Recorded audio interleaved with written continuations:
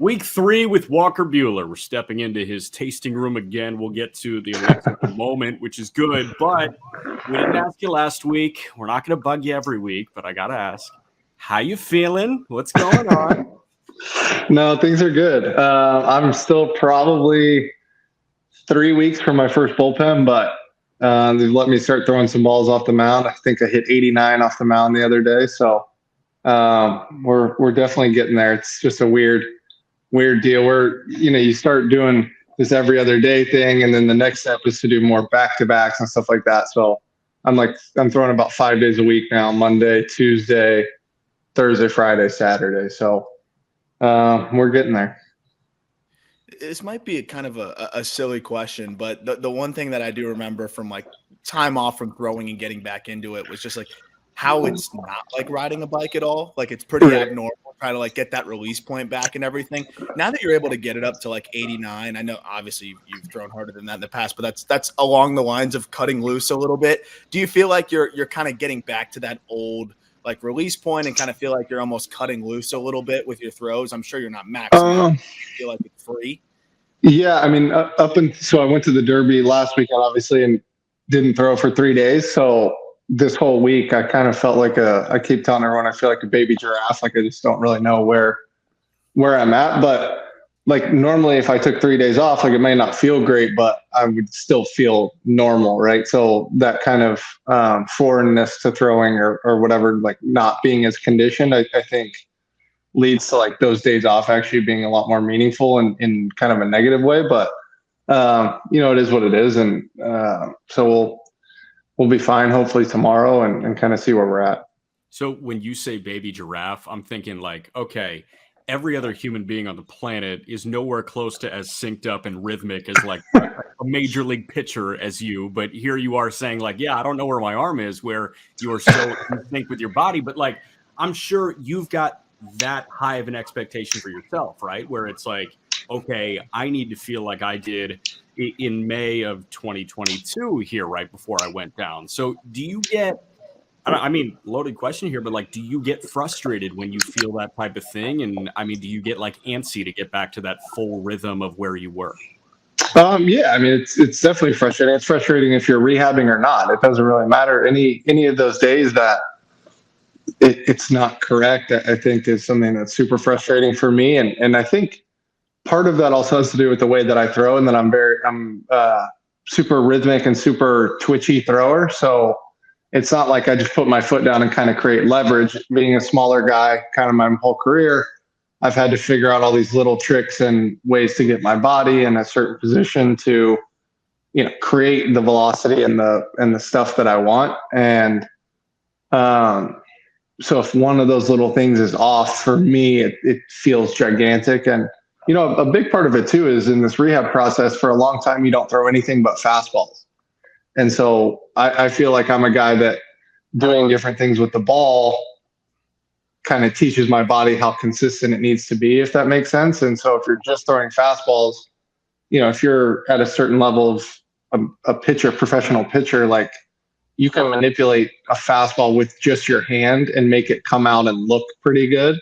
Yeah. But most of us know, no, I did that with my wrist. I always try and tell people I don't want to make good throws with my wrist. I want to make them with everything else, so that when I want to cut it or run it or throw a breaking ball, that my wrist is kind of independent of that. Is there something specific? I know we talked about it a little bit last time, but now that you continue a couple weeks later now, is there anything specific you're hoping to kind of gain or feel or get to? I know the bullpen probably is a big thing in a few weeks, but each time you throw, going into the next time, is there something specific you kind of are hoping to feel?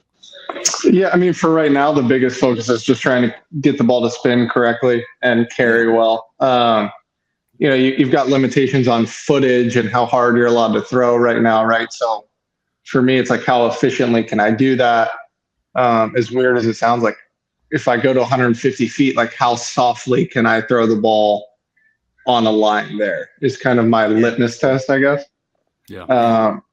And then I've always tried to play catch as if there's a pole. So if you think about, if I'm playing catch with someone and he's standing in front of a pole, like how long can I keep the ball directly on that line?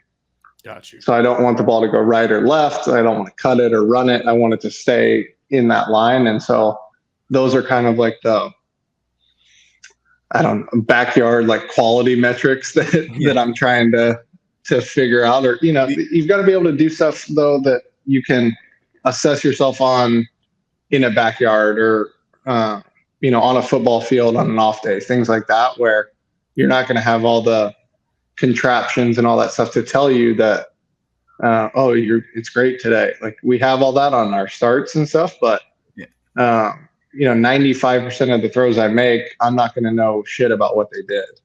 Right. Yeah, that's how like Cy Young, I was going to say, probably measured his induced vertical break. Something like that, you'd think.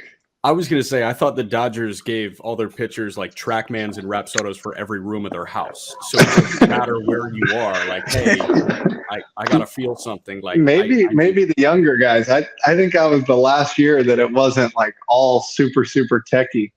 Oh, you were the brick and mortar class. I didn't know. I'll tell you, I didn't know shit about induced vertical break and all that kind of stuff until I got to the big leagues. Like I didn't know my fastball did certain things. Yeah. So I do want to talk about that. Like maybe this is a next week conversation because I want to talk about a lot of these advanced analytics because it's something that is a hot button topic and maybe too hot button of a topic for some people. Like I feel like it's the analytical revolution, which it doesn't need to be. So I'm curious, like your take on how much you ingest, what you do. And I'm so fascinated by that with the players. So we'll get into that. Yeah, I mean, I think my one overarching thing on that is that I think in some ways, like the TrackMan numbers are not necessarily analytics in the term that most people think of them, right? Everyone that thinks of analytics thinks of Moneyball and positioning and things like that. And certainly there's like performance metrics that are correlated to certain numbers that you can put up on a TrackMan, but there's guys that are really, really good in the major leagues that don't have great numbers. Yeah. So it's not an end all be all. And at the end of the day, like you can throw 25-inch fastballs if you can't throw strikes. Like there's just all these precursors to that even mattering, really. And then I think it's also somewhat inaccessible to like the average fan or like a young kid. Because I'll go and try and look up something on a guy, and it's difficult for me to find like consistent, reliable numbers on what a guy does because all of these machines spit out something different, right? Right. Like I can go throw on a TrackMan and my fastball be 98% efficient almost every time, but the system that we use in the stadium in LA tells me it's like 70%. So it like just the quality metric that you're looking for is so different. Yeah. Yeah. All right. We're going to get deeper into that in the next couple of weeks because we're going to be talking about several guys here that like have totally different pitch profiles, right? Like do different things.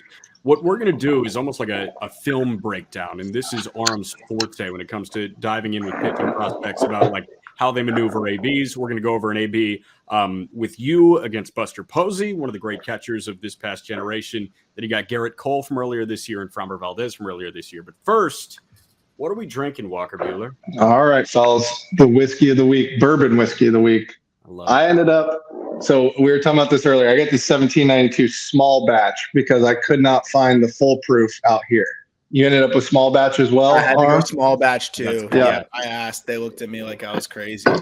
Yeah. So this is kind of a cool point. Like this, so I got this for next week, little sneak preview for everyone out there. But like I had to pay twice as much of retail for that Eagle Rare out here. It's just the way that it is. And so finding, but no, it's kind of the cool part of this bourbon thing is finding certain ones that you can't find, or, we have been on emails all week and it's like, hey, we're doing this one. And then it comes down to it. And you said you could only find a tiny one and then you and I couldn't even find the one that we wanted. It's just like it's kind of a difficult thing, but it makes it fun, man. There's so many people at home and kind of everywhere now that are doing this bourbon hunting stuff. And I think it's really cool. It's like, for me, it's like the Pokemon cards when I was a kid. Yeah. So some people hunt like baseball cards and Pokemon cards. You're hunting bourbon. And you know what? I'm a member of a legitimate website that sends me updates if they find cool stuff for retail in whatever city I'm in. Dude. What's the name of the website? Let's give them a my God. What's it called? Dan the Bourbon Man. That's awesome. Oh, and you have like the Charizard of like Pokemon cards for like whiskeys over here in bourbons, Yeah, right? that's one. That one. We were talking about that. I One. don't think you brought it up before we went on the podcast last time, but yeah, that red box right there, that's some special stuff. Yeah, that's kind of, if you know kind of box there. All I'll say on that is you said you won't even break it out for the Cy Young Award. If you win the Cy Young, not even breaking it out for that. No, I think when I retire, that might be the one. Retirement. What about birth of a kid? That'd probably be my wife's choice, I'd say. Yeah, fair. She can get down with some bourbon too, so she'll get to pick one. Cool. I love it. So I found some good notes on this one. This is my favorite line from the whiskeyshelf.com. Okay. Unmistakable spice mingles with sweet caramel and vanilla to create a bourbon that is incomparably brash and bold, yet smooth and balanced. Right. So here's what I like and also don't like about the bourbon review process, right? If I drink five different wines, you can taste like very distinct differences in them. But for me, like, you have to be so educated in bourbon to taste like little differences. Like, to me, the 1792 one has a little more like spice on the front and it's sweet. Some of them are just sweet. Some of them are just spicy. But like the majority of bourbons have some sort of vanilla component to them. Like, I really like the 1792, but for me, it's just, I take a sip of it. I know I like it. That's where I'm at. I love it. Easy. Let me try it. Yeah. It doesn't sting as much as what did we have? What'd you have? Weller 107 last week? Yeah, that's a tough one. It probably doesn't have as much of that sternum sting, right? Yeah. So a lot of that has to do with just the proof and the alcohol percentage, right? Now you'll see some variants and some low proofs that have a bite to them. But I think the other thing is people will confuse the idea of spice with like, oh, hurts to drink, or like very liquor. Like, that, it just has a spice to the flavor, and I think that's a big distinction. Got you. Okay. And I was telling you about it last week, right? Our guy at Just Baseball told us if you put your nose to the glass and open your mouth, like activate your taste buds with the note that you're supposed to get. So that's the craziest. Yeah, they teach you. I've done a couple tastings at Buffalo Trace, and I forget the guy's name. He's been there for like 50 years, but he taught us that trick, and it actually like helps take the burn out. So like if there's any burn to it at all, if you do that beforehand, somehow your body like acclimates to it, and it doesn't burn as much. It's a wild deal. Interesting. Okay. Hey, before we get into the video review here, what do you like? I guess what do you do for fun, but also like take me through an off day. Like take me through a non-Walker Buehler start day. Give me at home or on the road. Like, what's your getaway from baseball? Do you feel like you need to get away from baseball? Yeah, I mean, obviously right now it's a little bit different just because I'm not going through the travel grind and the everyday watching a 3-hour game or whatnot. And it is kind of it's again one of those things, like, I have the best job in the world, but that is like the only negative of it is that you're sitting, like, you're watching 162 minus however many games you play in a year. And I don't care how rabid of a baseball fan you are, like, you're probably not going to go to 162 games in 180 days. So that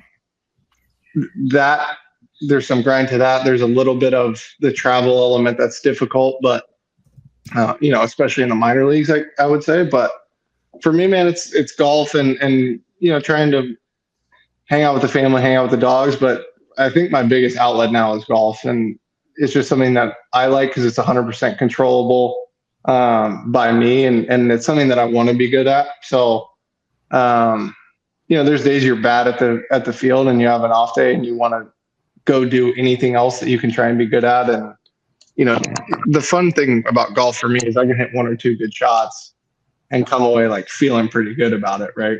So, making one or two good pitches in a game, I probably had a pretty bad day. So I was always thinking about this because I feel like it's almost like a natural progression of baseball to golf, at least with so many retired players that I know, or even a lot of specifically pitchers that are Yep. actively playing that like to golf. What do you think it is that the tie-in? Of course, like you could say swinging, but a lot of pitchers are really into the idea of playing golf and really get into it. Like, what do you think that transition is from baseball to golf more than almost any other hobby I've seen or sport I've seen? Yeah. I think if you want to look at it in like this really nerdy way, it's the fact that all of us are rotational athletes. Yeah. So the barrier to like doing certain things in golf is so low because that's what we do for a living, right? Like, the difference in the lower half between a hitter and a pitcher is very minimal until a certain point of a swing or of a throw. Like all of us rotate really well. That's like the reason all of us can do what we can. And golfers have to rotate and hit the ball. Like we can all hit the ball far. So there's that initial like, oh, I just hit this ball 320 yards. Like, okay, now I got to learn how to do all this other stuff. But it's a simple, I just think it's a lower barrier of entry for us. So do you almost have like a checklist that you're going through? Like, all right, I'm on the road. Are you bringing your clubs on the charter, and are you playing on, I don't know, I guess like if you guys have a night game, you and the other pitchers that are, scheduled off days in the rotation, like you guys are going to go play? Or is it, hey, every off day we're getting out, we're trying to go to a different course in LA? I think it's a little bit of both. I think just the way baseball is now, like I know back in the day, that was very much how it used to be, like 5 pitchers, the one guy who's starting, the other 4 guys went and played. Like that was a pretty standard practice. I think now everything's a lot more individual, and it's just not the same kind of vibe. So, guys will get together on off days, certain cities. If we have certain timing of games or certain off days in certain cities, then yeah, we'll take the clubs and, a few of our coaches play, and you just try and get together. You got to mix and match whose family's going to be there and who's not, and all that kind of stuff. Because, during a season, if we get to the field at 1 and home at 11, and then you sleep, like that 8 o'clock to 1 o'clock is such a big deal for everybody. That's like the only time you get with your family and stuff like that. So you're just trying to figure out, if we can put 4 guys together that don't have their family there or want to play or whatever.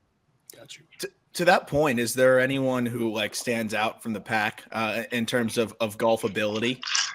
Maybe it's you. I know you're saying you're getting really into it. Is there anyone you have like heated battles with down the line? Like who stands out on the golf course, at least on the Dodgers front? I've played the most with one of our coaches named Jose Vizcaino. He played for a long time in the big leagues, but he's about a 4 handicap. I think he might get really insulted that I said that, but I think active guys, word on the street is that Will Smith is probably the best player. Will Smith and Shelby Miller, I've heard, is really good as well. Okay. I think they're both 2 or 3 handicaps. So I'm like a 7.6, so we're working on it. But you're going to be back like you never left. Like you're gonna show up. You're gonna look Will Smith in the eye and say, "Dude, don't think you're the top dog here." Hey, I'll tell you, I've never seen somebody hit a golf ball like that kid, man. He absolutely kills a golf ball. Oh man! All right, real quick before we jump into the video, are you a show or movie guy? Like, are you download a couple episodes of a show for the plane? What are you on right now? I'm a poker on the plane guy. I'm still part of the card game on the plane, but I'm also one of those weird birds where I've watched probably the same 6 or 7 shows over and over and over and over and over. Favorite show of all time? What is it? I just finished Entourage again. I just started Justified again. Justified is probably my favorite show of all time, I would say. It's so hard to say that. Sons of Anarchy, I'm big into. Californication, I've watched a lot. I would say I fell asleep to The League for about 8 years straight. So I've probably seen, I would conservatively say I've seen every episode of The League 30 times. Wow. I'm all in on the on like The League type of show. When you go to bed, just put you in a good mood. Can't have bad dreams if you fall asleep watching The League. Some weird dreams potentially, but nothing too bad. Only late seasons. They got a little weird there at the end. Yeah, just got it further out there.